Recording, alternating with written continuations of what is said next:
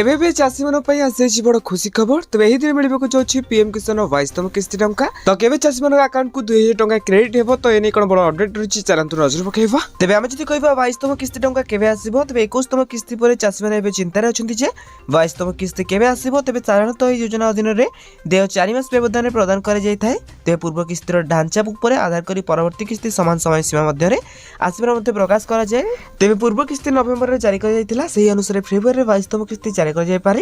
तेज सरकार केवल हिताधिकारी तथ्य जांच एपरिक ई-केवाईसी एवं बैंक लिंक समाप्त करने किस्ती जारी करते। तेज जो चाषी मान सठिक सूचना थी से सीधासख से बैंक अकाउंट में किस्ती टंका पाइपर।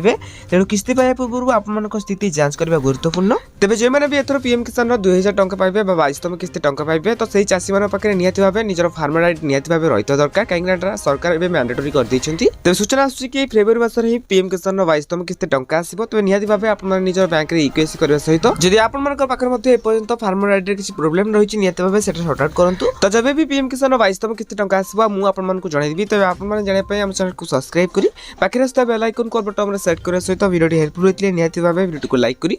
डिस्क्रिप्शन रे टेलीग्राम चैनल लिंक अछि तो जाके आपन माने जणी जानतु।